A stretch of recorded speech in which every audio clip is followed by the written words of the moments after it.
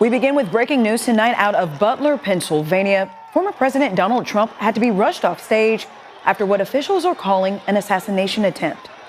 Law enforcement officials say the person who opened fire today was 20-year-old Thomas Matthew Crooks. He's from Pennsylvania, and they are confirming he is dead right now. Good evening, and thank you for joining us. I'm Kirsten Holmes. The Secret Service says former President Trump is safe. In a social media post, the former president said he was hit by a bullet in the top part of his right ear.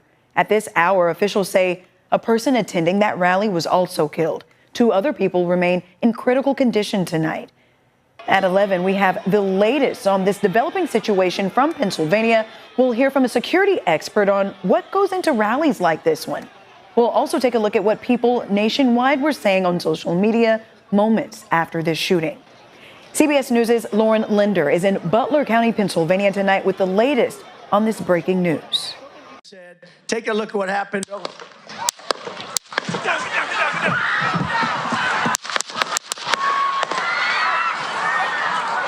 Secret Service agents rushed former President Donald Trump off stage after shots were fired, moments after he began speaking at a Saturday evening rally in Butler County, Pennsylvania. We had what we're calling an assassination attempt against our former president, Donald Trump.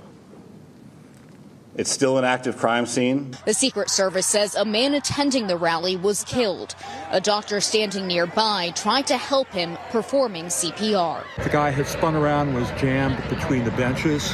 He had a headshot here. Trump raised his fist as he left the stage. On his Truth Social site, the former president said he was shot by a bullet that pierced the upper part of his right ear.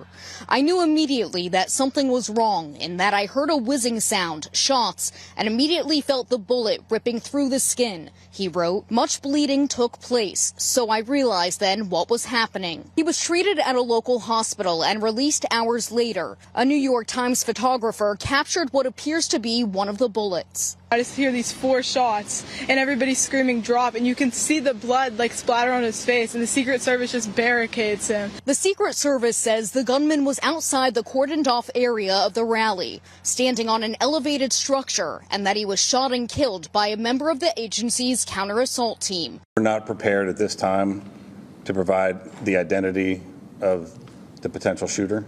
We're in the process of doing the confirmation. Some rally attendees say they tried to warn police after spotting the suspect. There's a guy on the roof with a rifle, and the police were like, huh, what? You know, like they didn't know what was going on. A large number of Secret Service agents is in Milwaukee right now ahead of the convention. They're trying to piece together what happened here in Butler. President Biden spoke a couple hours after the shooting. There's no place in America for this kind of violence. It's sick. It's sick. The president left Delaware tonight to return to the White House. He spoke to Trump after the shooting. This was Trump's last rally ahead of next week's Republican convention in Milwaukee. He was taken away in a motorcade and again held up his fist as he got into his SUV. Lauren Linder, CBS News, Butler County, Pennsylvania. The Department of Homeland Security Secretary Alejandro Mayorkas says the agency is now working with the Biden and Trump campaigns to take every possible measure to keep them safe during campaign events. CBS 8's Alex Lai spoke with a security expert who shed some light on the challenges Secret Service faces at political rallies. Right now, there's more questions than answers regarding security at the event. There's talk of where the shooter could have been and if Secret Service failed in their duty. I spoke with a security expert to find out more. You've got snipers on the roof, and you've got plainclothes people in the crowd. You've got layers and layers of security. Sean Van Diver is the founder of the San Diego chapter of the Truman Security Project. He has years of experience in national level security.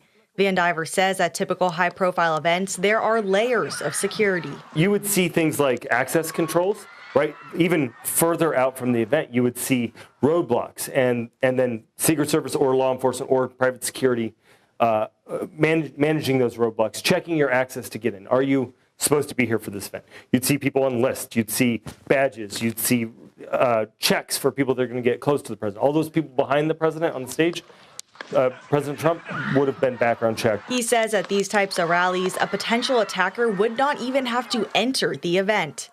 There's a perimeter, and there's buildings all around, potentially.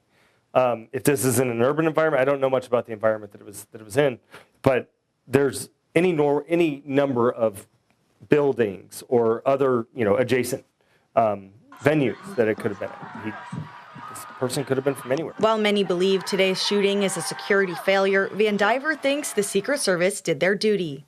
You can't stop every attempt at violence, every attempt at anything. And I would say that they succeeded today, right? The president is okay. The shooter's dead, and unfortunately, we've lost at least one attendee. As far as security at future events, Van Diver thinks once they figure out what the failure was here, they'll make sure it doesn't happen again. I'm Alex Lai for CBS 8. Thank you, Alex. Meanwhile, people across the country took to social media to react to today's violence. CBS 8's Esmeralda Perez has stayed up to date with the latest on X.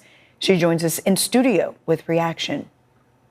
Reaction is echoing throughout the nation. I'll take you to X, where there's been nonstop posts since this whole situation unfolded. First, let's start off with former President Barack Obama saying in part, "There is absolutely no place for political violence in our democracy. Although we don't yet know what exactly happened, we should all be relieved that former President Trump wasn't seriously hurt." Let's take things over to Elon Musk, who took advantage of this moment to endorse Trump and wish him a rapid recovery. Now on to California Congresswoman Sarah Jacobs, who expressed, "I'm wishing President Trump and all those who were injured a speedy recovery. Those responsible for violence at President Trump's rally must be held accountable." And here locally, County Supervisor Nora Vargas made a post saying, "There is no place for gun violence in our country, yet our children and families continue to witness tragic events like today. I condemn the terrifying shooting at today's campaign rally, and violence should never be tolerated." City of San Diego Mayor Todd Gloria expressed thoughts and prayers to former President Trump and those impacted. He says in part, "Political violence is unacceptable. It doesn't matter what party you belong to or what you believe. It's wrong." San Diego mayoral candidate Larry Turner made a post that reads in part, "I am deeply shocked by the news of the assassination attempt on former President Donald Trump. This is a reprehensible act that has no place in our society regardless of political beliefs or affiliations." Of course, you can follow us on all digital platforms for the latest news at CBS 8. Reporting in studio, I'm Esmeralda Perez, CBS 8. Thank you, Esmeralda. Stay with us on CBS 8 News as we continue to follow this breaking news story. We'll hear thoughts from local leaders following the shooting and what this means for the Republican National Convention that is set to start on Monday.